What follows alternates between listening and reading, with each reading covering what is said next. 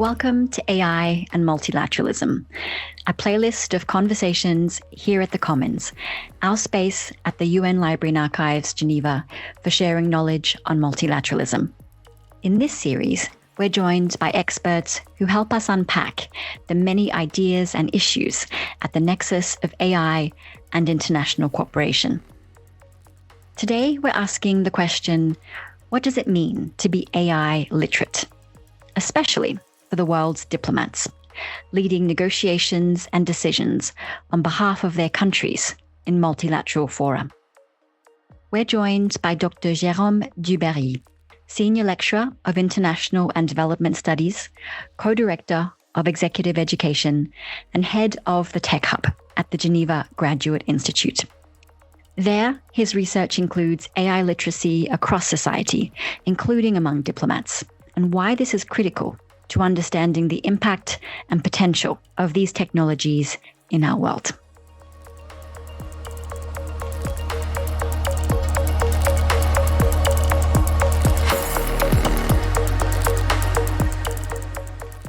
Jérôme, thank you so much for your time today. Thank you very much, Natalie. I'm very pleased to be here. Jérôme, your research explores the societal and the geopolitical implications of artificial intelligence in our world today. What would you say is the most pressing issue or question you're exploring in this research at the moment? Well, this is a complex question. Maybe a way to conceptualize it is to see that AI has impacts at different levels, right? It has an impact at the individual level on how we form our opinion. And here you have all the questions around the public sphere as well that was discussed in the last episode, all the questions around disinformation, deepfake, etc. But AI has also an implication at a broader level, at the level of a society. And here we could say that AI favors some groups of society versus others, because some group of society have access to this technology and not others. Also at the institutional level, because AI has an impact on, for example, elections and political campaigns and political communications, not only on the election and the process itself, but how they are perceived as well and how the results are perceived. And maybe last, at the international level, AI is today definitely a factor of power, military and economic. And we can see this AI race that a lot of countries express through broad and bold announcements in terms of investment and capacity and all this. So for me, to answer your question, I would say that maybe at the individual level, for me, opinion formation linked to the question and the idea of disinformation is one of the most pressing issues. And maybe the second one, if I had another one, is definitely also linked to this, is the question of literacy and AI literacy. You mentioned disinformation and literacy, and I wanted to explore in today's episode AI literacy specifically for diplomats and what it actually means. You know, for diplomats in multilateral fora today, what does it mean to be AI literate? When we talk about literacy, whether it is a computer literacy or digital literacy or now AI literacy, we tend to agree on two dimensions. Basically, it's your capacity to understand not only the technical dimension of the technology, but also the societal dimension of the technology. So what does it mean concretely? It means that, well, first of all, you have a basic understanding of this technology and how it works. Then you have the capacity to evaluate as well this technology and its results. So maybe to have a critical perspective on this technology. You also have the capacity to use it and to apply it and therefore to benefit from it. And last, the question of ethics and how this technology impacts society, what we briefly talked about. Now, there is some research showing that whether it is digital or AI literacy, in particular among youth, for example, this is still to be developed. Youth, for example, tends to have technical skills, for example, related to digital technologies, but not necessarily the literacy to understand its societal, environmental implications. And I would say that maybe for diplomats, what this literacy implies is that not only they can use and consider AI as a tool but they also consider AI as a factor of power on the international stage. And therefore, they have then the capacity to better defend the interest of their own country when it comes to negotiating issues that are affected by AI or directly AI governance. And so I think that these two elements are essential for everybody and all countries to be part of the discussions on AI. What would you say, in terms of your research and your work in this area, is the state of AI literacy among diplomats today? What are we seeing? I would say it's growing. There's definitely a lot of interest in this technology, also because we are probably at the, in the Gartner hype curve. We are probably at the top, right, with AI. So we're probably going to see at some point in the coming months or year or so, we're going to see maybe a growing disinterest in this technology. At least that's what the curve tells us.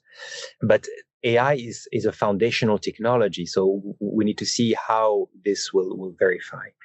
Now, for me, when I look at the AI literacy of diplomats, and we have courses here on this topic, I think that the first question is maybe to ask them what they think. So I will answer very modestly what I see. My understanding is that indeed the AI literacy is quite diverse, also because the use of AI and the implications of AI planet is quite diverse. And we can see that the digital divide is still here.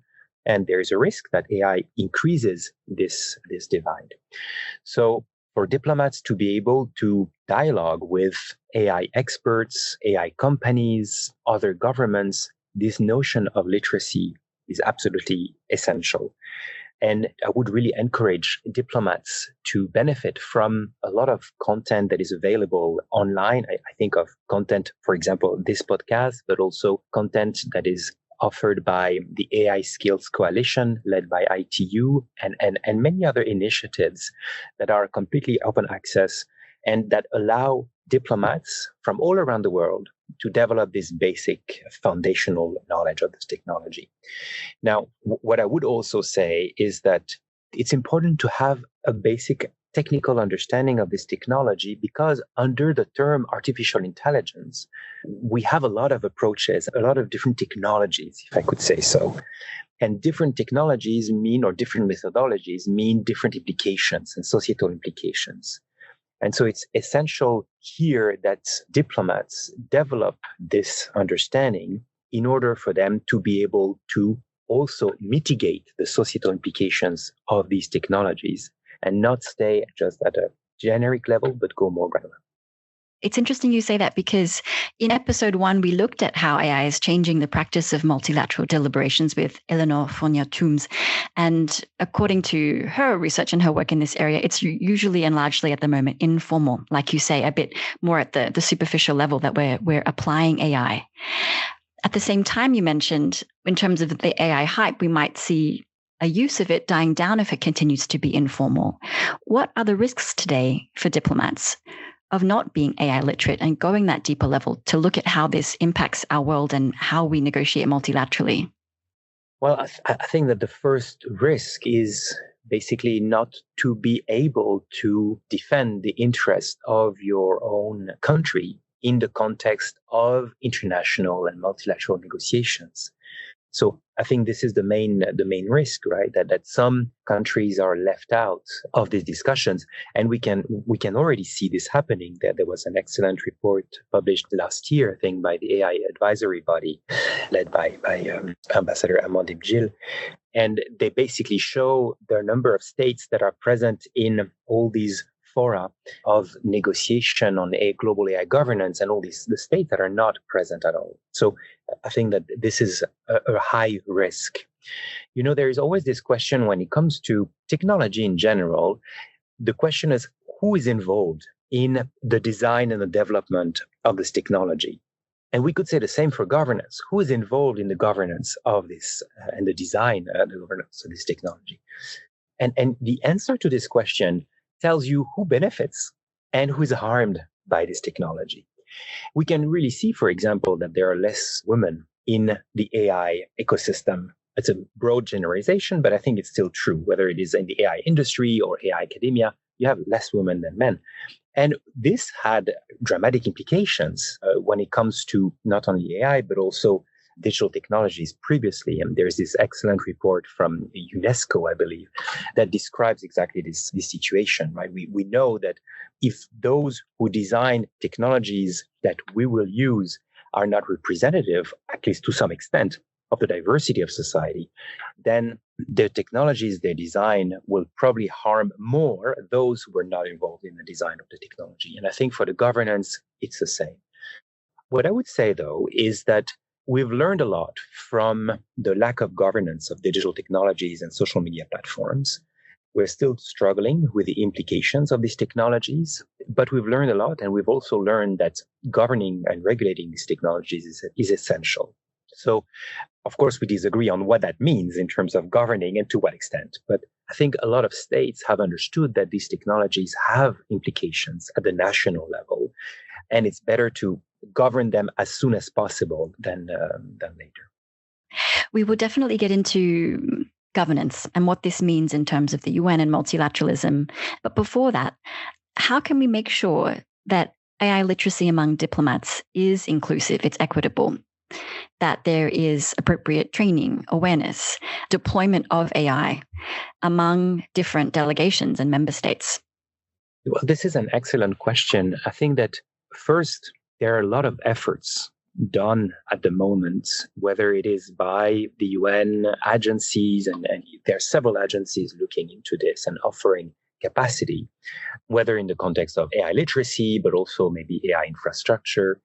So you have here, I think, an increasing growing offer of courses and support, which is an excellent news. Now, of course, one element that is sometimes missing, and I'm not saying it's in this case by the UN, but in general, when it comes to literacy, is that we tend to perceive literacy in a very maybe Western perspective, in a very narrow perspective, where literacy is basically, write and calculate and count, right? But actually, literacy can be understood in a much broader way. And there are many cultures and many contexts where you need to develop different forms of literacy, or literacies, we could say, that go much beyond this. And so I think one important element here is to realize that the way we teach AI needs to be culturally sensitive and contextualized. And this is a challenge to adapt the learning not only to different, for example, age segments of the population, but also different cultures and different contexts where the needs are different. This is something that I think will be a challenge, but also an opportunity to bring AI to the different parts of the world. Yeah. Looking now at governance, as you mentioned that, who governs AI determines who benefits. If we look to multilateralism, the General Assembly adopted the first resolution promoting safe, secure, trustworthy AI systems in 2024. This year, there was a resolution by the General Assembly establishing the two mechanisms, one being the Independent International Scientific Panel on AI, and one being the Global Dialogue on AI Governance. And we're going to see, how this is implemented, how this works in the coming months, in the coming years. When we look at AI literacy for diplomats specifically, how do we ensure that all diplomatic voices, like you mentioned, including from smaller states, including from the Global South, are equipped to continue to contribute to these discussions, be a part of these decisions on issues that will largely have an impact on the well-being and the lives of people everywhere? This is a very good question, also a complex one. I think in Geneva, you have a number of actors who are playing a key role in what I would call science and technology diplomacy. You have, of course, UN University, the office in Geneva, you have JESDA, you have the universities. So you have a number of actors who can contribute to bridge this gap between the policy world and the science and technology world. And there is a gap. And we can see an increasing number of initiatives in this field, which is a very positive thing. Also because AI is this foundational technology, which means that it has differentiated impacts on AI in health, AI in education, AI in trade. And so when you ask me, how do we govern AI? My understanding is that, well, at the moment, there are the two initiatives that you mentioned at the global level, but there are also initiatives at the regional level. And we have this web of governance, whether norms or mechanisms, some that are more soft, all the way up to hard law. And I believe that for diplomats to be able to participate, have a say, and have regulation that corresponds to their values and principles and the needs of their population, you need to have diplomats who are bridging this gap between the two worlds. And so science and technology diplomacy for me here plays a key role because it allows to also understand the implications of AI per sector. And this is essential. I don't think that you govern a foundational technology such as AI in only at a global and cross sector level. You need to also look into its implications per sector because they are very different. Would that be your hope for these two bodies? Or, looking at the scientific panel where we'll have representatives from different fields, different domains, and also the global dialogue, which will take place on a yearly basis. Would this be your hope that we really look at this from, yes, of course, global governance, but how this actually plays out at the regional level, at the local level? Yes, and I believe that this will be the case. So I think it's very positive. I mentioned the collaboration between science, technology, and the policy world, and I think this is exactly what this panel will do. I mean, we have a very good example in front of us, which is the IPCC. So this collaboration between science and policy and diplomacy is crucial, especially at a time when both diplomacy and science are challenged and put into question by different actors. Yeah. So looking ahead, what new capabilities or risks or opportunities do you think diplomats should be prepared for? Well, I think that when we talk about artificial intelligence, we talk about an emerging technology. So we talk about a technology that is evolving, that is growing. And we could say that maybe two characteristics that define AI and maybe distinguish from other technologies, digital technologies in particular, are the characteristics of autonomy and adaptivity or adaptation. The more time passes by and the more advances, the more the technology becomes autonomous and has the capacity to adapt to different situations. And so here it's all the discussion and the conversations about artificial general intelligence and superintelligence in the future. It's very hard to know if this will happen one day, this super capacity AI and all the fears associated with an AI taking over. Some experts say that it will, some experts say that it won't.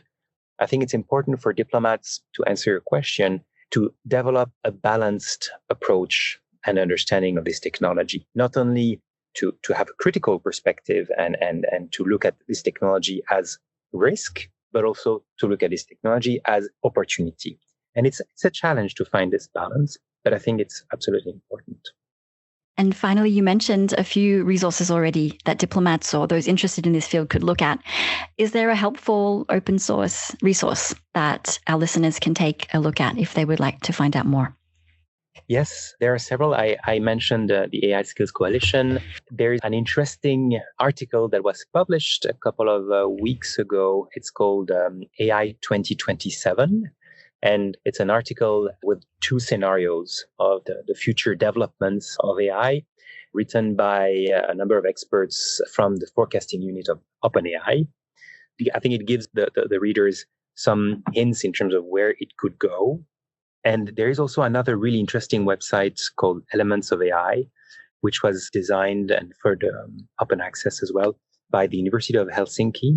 And it's offered in many different languages. And it gives you this also fundamental understanding of the technology. Maybe one last point. When I talked about autonomy, there's always often the question, especially at the moment when we talk about AI agents, of agency of AI.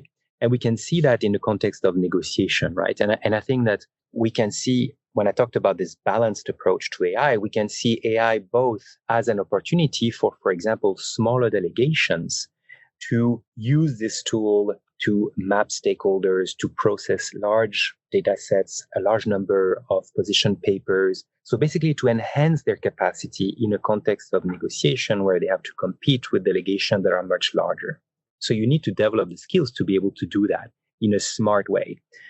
On the other hand, you also need to, when you use this technology, be aware that this technology has been designed, developed by a company, if it's a proprietary AI and not open source AI, that is located somewhere with specific worldview, interests. And so all the questions as well around bias, data protection, confidentiality. We gave recently a course on this topic to young Arab leaders, and this was an important question. How do I use this technology? I think AI literacy is key in this context. Really interesting that you mentioned agency. Thank you, Jérôme. We'll make sure to have all the links in the show notes for this episode. We wish you all the best as you continue the research and your work in AI and its social and geopolitical implications. Thank you so much for your time. Thank you, Natalie.